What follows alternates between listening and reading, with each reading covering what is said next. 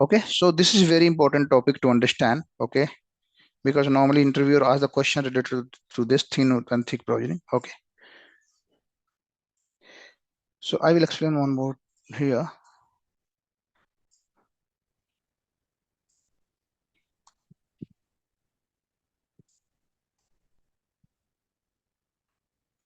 Okay, so let's think about thick first.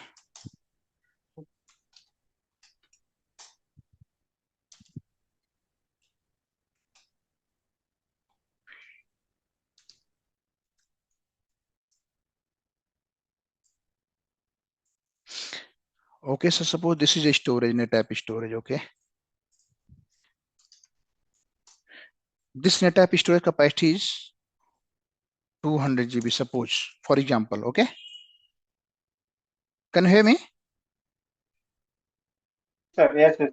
Okay, I'm here. okay. Okay, so suppose this is this is in thick provisioning. How we can do the provisioning? Suppose this is the NetApp box, and this NetApp box has a 200 GB capacity to provide the storage. Okay, this is a 200 GB capacity. Okay, so let's copy it. Okay, we have some servers. Okay, 3 servers here, 3 servers here, 3 servers here. Okay, 3 servers. So suppose we have to do this is thick provisioning. Okay, we are going to do the thick first. So when we are going to do the provisioning, suppose we need this is thick provision 200 GB. We are going to assign a 50 GB. 50 GB storage to this is server A, server 1, this is server 2, and this is server 3. Okay. So when we are going to assign 50 GB to server 1 from NetApp storage, so at the time of the assigning 50 GB, the 50 GB storage will be reserved at the point of the provisioning. Okay, this is the 50 GB. You cannot utilize this storage now. You're getting the point? Yes, sir. 150 will be remained. Yes, 50 GB will be reserved. You cannot do the provisioning here. This is the thin provisioning. Now you have to do the provisioning for server 2, right? Suppose you need 100 GB. 100 GB for this server, for 100 GB for server 2. Okay, you have assigned the server 100 GB server 2. Now what will happen? 100 GB will be occupied here. It will be reserved here. Okay, 100 GB will be reserved here. Now you have only 50 GB left. Yes, because we have only 200 you have GB, only right? we have only 200 GB. So in thick provisioning, how much space you are going to assign, that will be reserved basically. Okay, you cannot do the over provisioning. If you have a 200 GB, only you can do the 200 GB. Okay, so and if you have only 50 GB, you have, so 50 GB you have to assign here. Okay, 50 GB left. Yes. Only 50 GB you can assign to this server. Yes. Okay, so this is the thick provisioning. I think you understand the thick provisioning, right? Yes. Now if you want, if you have one more server here, right, server 4, you don't have a storage available. No, we can't able to add. Right, you don't have a server. We don't have a space available to assign this server. Okay, then we have to purchase the additional storage to add in NetApp. Okay, so this is how the thick provisioning works. So at the time of the storage we provision, that space reserved that time only. Okay, now let's discuss about the thin provisioning here. If you want to add for server 4, we can use it server to 50 GB to server 4, sir. We have 50 GB 50. No, we don't have a space utilized because 50 GB, 100 GB, 150 GB, right? And 50 GB, 200 GB already assigned, right? This server is I am already used. asking if you want to reduce from server 2, we can reduce and add it to server 4 is possible?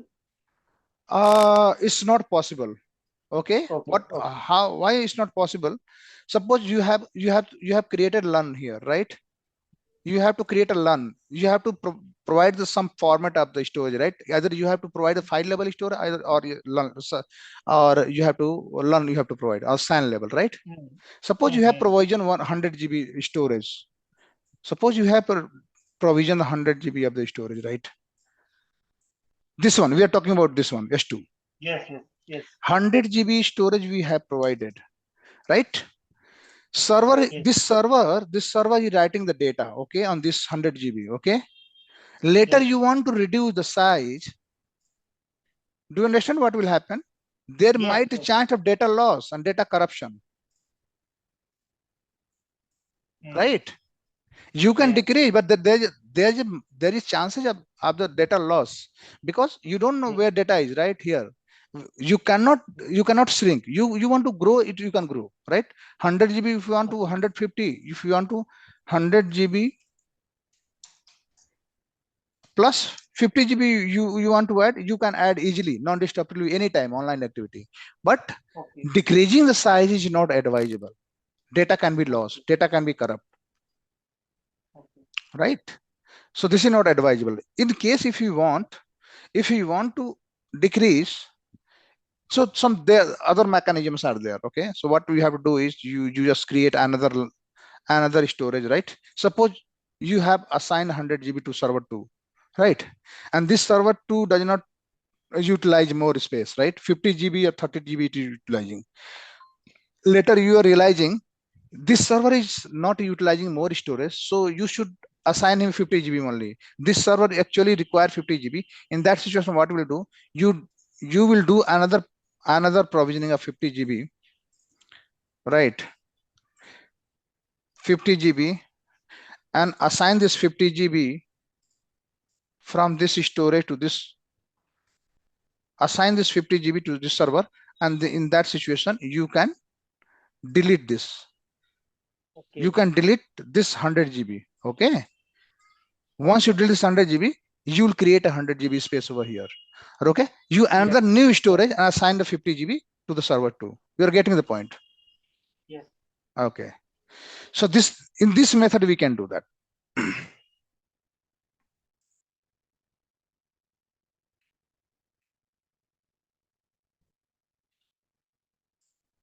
Okay. So this is the thick provisioning basically. In thick provisioning, space is totally reserved. Okay. In thin provisioning, what we'll have to do is, thin provisioning we can do the over provisioning. Suppose we have a 200 GB here, and we have a more servers, right?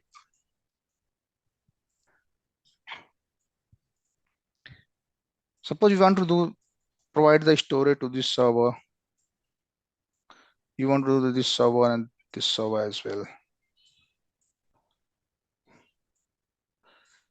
This is server 1. This is server 2. This is server 3. This is server 4. Okay. Okay. So now we are going to assign the LUN or storage in same method. Okay. Only we are going to change the setting in thin provisioning. Mm. So what we are going to do is we are going to assign the 50 GB to this server. Okay. 150 to this server. Mm-hmm.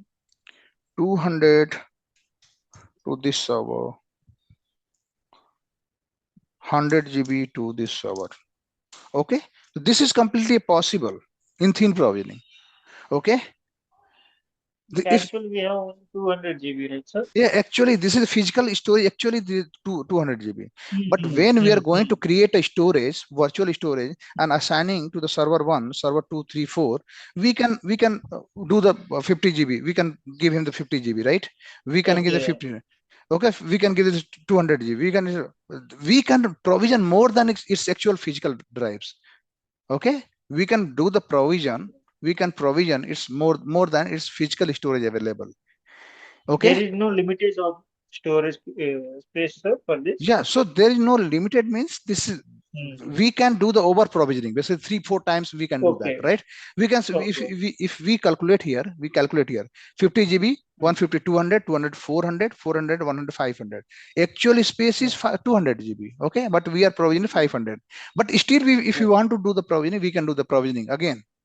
Okay, if we Hmm. have a server, we do the provisioning here. We can do the provisioning. We can assign the 100 GB here again. I'll let you know Yes. how it is utilized basically. Okay.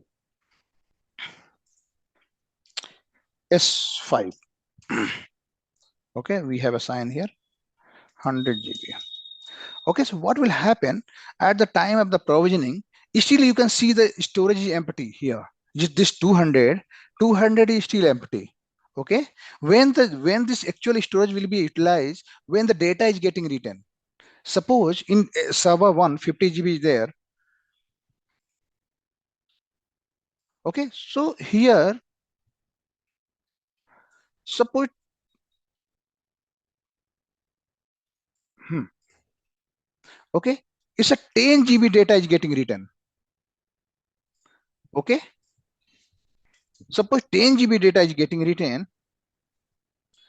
In that situation, only 10 GB actual space will be utilized on the actual storage. Hmm. You're getting the point. Yes, if we are assigning 50 GB also, so if we are using 10 GB, 10 GB space only will occupy on the actual server. Exactly. Only 10 GB will be actual storage will be utilized. Okay. Yes. So Yes. this is happen first come first services. Suppose this server one is writing the data 10 GB first. Hmm. The data will be written here first server one. Okay. Got Okay. it. Got it. You got that. Again, the server 3 is writing the data.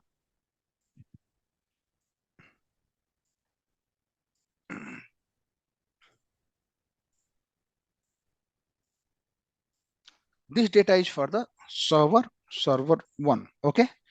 And next Hmm. time the server 2 is writing the data. Okay.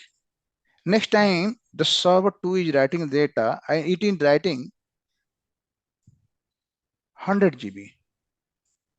Okay. Suppose this is writing a data 100 GB data. It is writing. Okay. So in that situation, what will happen? The actual space will be utilized as a 100 GB. Okay. Okay. Okay. So this is completely first comes first services. Oh, So which okay. server will write the data first, or at the time the storage will be utilized that time only. Hmm. Okay, so when this 200 GB will be utilized in that situation, the actual storage will be utilized. Okay, so this is the over provisioning basically. In the thin provisioning, we can do the over provisioning, and in thick provisioning, the space will be immediately will be reserved. So I hope it is clear to you. Yes. Yes. Okay.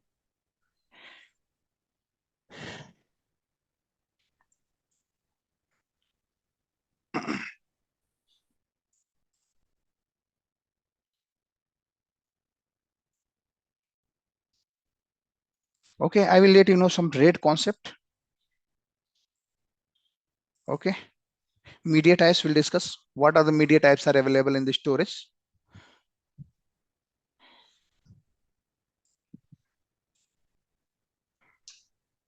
Okay, we are still discussing about the storage fundamental.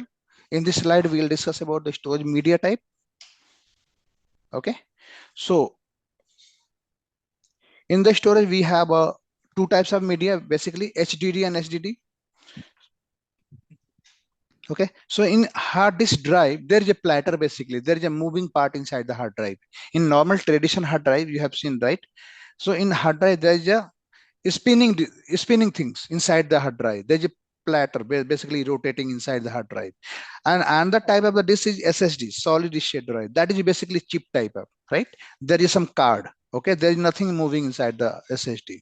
Okay, so SSD is it's a newer fast technology with no moving part, also known as a flash enterprise storage environment. Okay, SSD is also known as a flash. Okay, so there is no any component that can move inside that one. Okay, SAS is backward compatible with the SATA. Okay, it is compatible with the SATA in backward. Okay, a SAS drive bay can be take SAS SSD, SAS SSD, and SATA. Okay, and the SATA drives. Okay, so you can see in the back end, this is the connector basically. This goes inside the disk shelf bay. Okay. Okay, Okay. so these are the architecture basically SSD, SAS, and SATA drives. Three types are there. Okay, your PC at home most likely has a SATA. Okay, so at the laptop we have normally SATA, SSD, or HDD. Okay. Your PC at home likely SATA. Okay, so we have discussed. Okay, SAS is a architecture basically. Okay, this is architecture. Okay, SAS disk fit in the SAS disk shell. There is SAS disk shell basically. When we start with the NetApp, then we'll discuss about the disk shell and the connectivity, SAS connectivity. So this is Mm. architecture basically. So SAS disk fit in the SAS disk shell. There is disk shell, SAS disk shell. So okay, which are connected to storage controller with the SAS cable. Okay, so there is a disk shelf. Okay, disk shelf is a device and that is connected with the controller in backend with the SAS connectivity. Okay, so this is the connectivity part we'll discuss more. SSD drive provide the highest performance, but it have a highest cost per GB. They are used where highest performance is required. Okay, so SSD is basically flash storage. Okay, so this is used for the performance when write and read performance is required. In that situation, we use the SSD. That is also known as a flash. Okay, this is bit costlier than hard disk. Okay, okay, so whenever performance is required, in that situation, we install the SSD. Okay, SSD drive provide the highest performance but have a highest cost per GB. They are used where highest performance is required. SATA hard drive are available in the large size. Okay, SATA whenever space is required, storage is required. In that situation, we use the SATA drive. Okay, SATA drive is used for the storage capacity, and it is lower in cost. Okay, Okay. and have the lowest cost per GB but lowest performance. They are used to provide the high capacity where performance is not important. Okay, so whenever we need the capacity, in that situation we need the SATA drive. Okay, and when we need the performance, in that situation we use the SSD. Okay, that is flash. In situation whenever you have to keep the data, right, if you want to keep the backup. Okay, so to keep the backup you don't need the performance, right, only you are saving the data, right. In that situation you normally you can use the SATA drive. And if you are using for read and write purpose, in that situation you can use the SSD. SAS as a HDD drive provide balance between performance and capacity cost. Okay, the SAS HDD is the mid range, right, between the SSD and the SATA. Okay, so this provide the performance as well as the capacity. Okay, NVMe, SAS and SATA are designed for the hard drive. Okay, the connection from the controller to the disk can be bottleneck when SSD are used. Okay, so if we are using the SAS and SATA and we are using the SSD, then in that situation it could be a performance issue that time. Okay, NVMe is the newest technology which use the faster PCI bus. Okay, so this is very net. NVMe, sir? This is technology basically non-volatile memory Okay. expansion. Okay, Okay. Okay. Got. okay, okay, so this is very new technology of the storage. Okay, after the SSD. Okay, so this in normally can be installed on the PCI bus. Mm. Okay, NVMe and SATA, SAS SATA are not compatible with each other. You can place in NVMe drive in the SAS bay. Basically, architecture, physical connectivity is little different from the SAS and SSD. Okay. This looks like this is the picture of the NVMe. This is the slot. Okay. This is the connector. Okay, so this is all about the fundamental about the type of the media. Okay, so we'll discuss about the RAID group. So have you heard the RAID? Do you know about RAID? Yes. Yes. Sir. So Redundant. Yes. yes, right. Okay, so in this slide we'll discuss about the RAID group. Okay, RAID stands for the redundant array inexpensive disk or redundant array independent disk. Both Yes. terms Yes. are same. Okay, so if any interviewer is asking the question, what does it mean by the RAID, then you can tell abbreviation for this RAID. Both are correct. Okay, multiple disks. multiple physical disks are combined into a single logical unit. Okay, when multiple disks are connected and it combine, it make a RAID. Okay, when it combine, it create a single logical unit. Okay, this provide redundancy, improve performance, or both when compared to single disk. Okay, if we are using the single disk, so we may not get the good performance, right? So when we are creating the RAID, we may get the redundancy in performance, right? Or either we Mhm. can get the performance redundancy or we can get both. Yes. Okay, different RAID label provide different level of the redundancy or performance. Okay, so there are multiple types of the RAID, and the purpose and the benefits are different for the different RAID groups. Yes.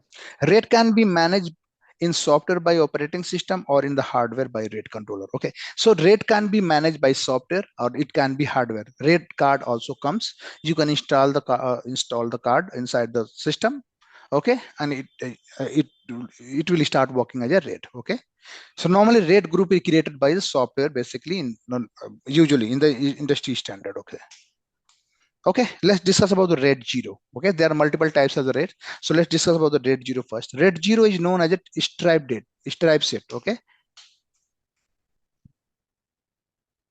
Okay, so RAID 0 is known as a stripe set. Okay, so what is the RAID 0? This is also known as a stripe set.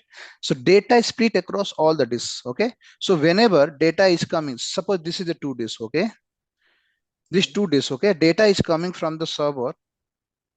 Okay, so data will be stripped over all the disks. Data will be write all the disks over all the disks. Okay, we'll see on the.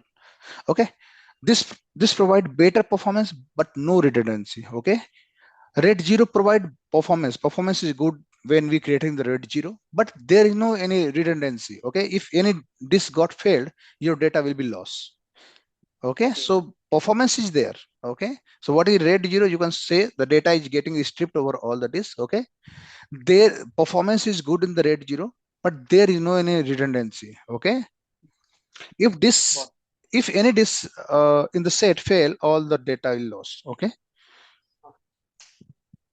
suppose data, this is a disk basically. So data A is getting written at the time. Okay, B is also written, C, D, E, and okay. So if data is getting written in one disk, you can see here one by one get data is getting written, right? If suppose A and B, if A B data comes at same time, then it has to no, there will be a little performance issue. Why? Because when the data A will be written, after that data B is getting written, right? So this is in sequential manner. So it has the data B has to wait, right? If there is a single drive and RAID 0. Okay, so this is a little bit of performance issue. Okay, let me show you here. What will happen? There are two disks. Okay, so if data is coming, you can see here, if data is there are two disks. Okay, RAID 0 is created. So if A B data is coming same time, data is getting written. Okay, again ER is coming, E and R is getting written at the same time. Okay, okay, so we can see here, are you getting the point? Okay, means Yes, data sir. where at the time of data is getting coming, it is immediately it getting striped over all the disks. It is not waiting that data data A is written here, the B will also wait here. So data is stripped over all the disks. Okay, wherever it is getting the space, it is getting written immediately. Yes, yes. Okay, so Understood. disk type, speed and size must be same. Okay, disk size, speed and size. So we can see here, you can mix different drive type, RPM, speed, size and same storage system, but do not put the same user. Okay, so if you are installing the multiple types of the disk, okay, in same storage system or server, okay, suppose you have SATA, SAS and SSD you have installed. Okay, so you can install in the same storage, but it is not advisable to put in one RAID group when you're going to Okay. create a RAID group. So make sure every configuration are same. Suppose 100 GB hard drive is there, SATA hard drive is there. So best to choose 100 GB SATA drive only. Suppose you have taken the 10 set of the hard drive, so all 10 should be 100 GB SATA drive. Okay. What will happen? You have chosen the 500 GB. Okay. If you use different capacity, this size, the usable size is limited to the size of the smallest. Okay. Suppose this, you can see here left one. This is 500 GB. Okay. 500 GB one disk, and this is 1 TB. This 1 TB disk. Another one is right, and we are going to create a one RAID. So what will happen? It will take only 500 GB from another one. Other 500 GB will be waste. It will not be usable at all. So that's why it Okay. is advisable to select the similar size of the disk while creating the RAID. Okay. So this RAID, this you can see here RAID in color. This is wasted basically. Mm. Okay. Suppose this is a 1 TB. Another disk you have chosen, that is a 2 TB. Okay. So while you're creating the RAID group, it will take only minimum size. Okay. Minimum size means 1 TB it will take. If other drive is 2 TB. Here, one drive is 500 GB, another is 1 TB. So it will take 500 GB, this one, and 500 space from this drive 1 TB. Other 500 GB will be waste. You're getting the point. Yes. So, okay, so this is advisable to keep the same size of this while creating the RAID group. Okay, in RAID 1, let's discuss. In RAID 1, what is happened? RAID 1 is also known as a mirror set. A copy of data is written to the board disk set. Okay, this provides redundancy.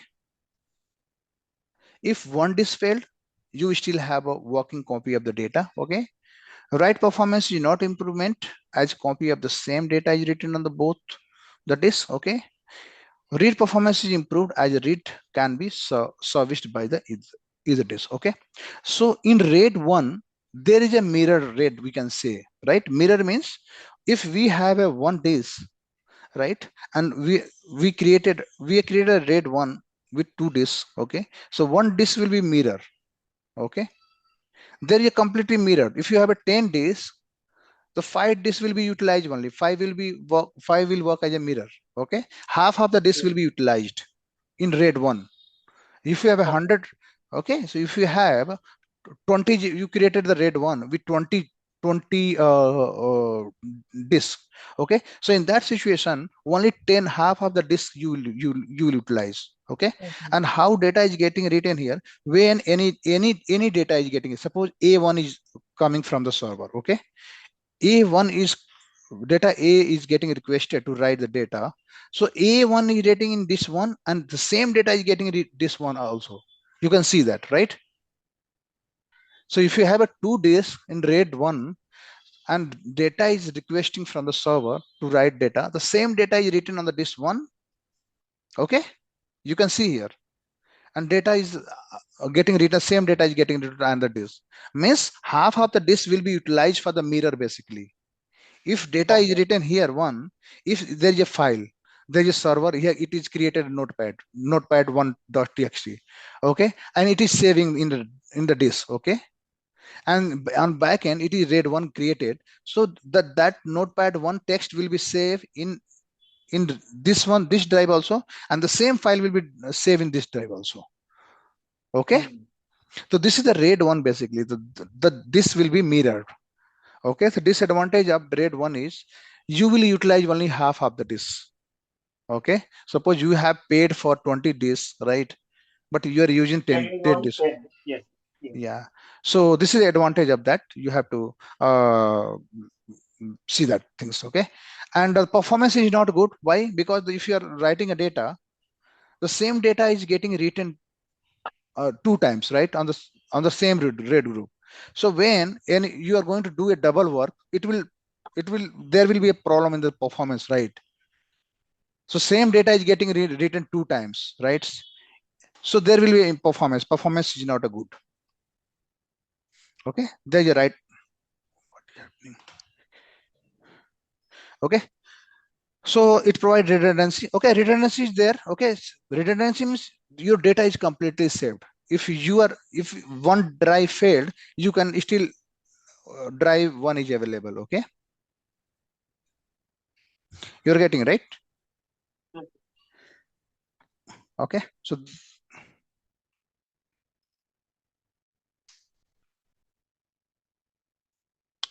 are you there, right? Okay. Yes. Okay, so this is about the RAID 1. Read performance is okay, write performance is not too good. RAID 4 is there. RAID 4 use block labeling stripping with the dedicated parity information. Okay, we'll discuss tomorrow about the RAID 4. Okay, Mm. I will But explain. red 2 and red 3 will be not there, sir. RAID 2 and RAID 3 is not there. RAID 0, RAID 1, Oh. okay, and RAID 4. Okay, Mm. so RAID 4 will start RAID 4 tomorrow. Okay, sir, one thing. Tomorrow we will discuss which topics you can tell, sir. Just we will saw the demo videos in YouTube. Then we Just a will. minute. Oh. Let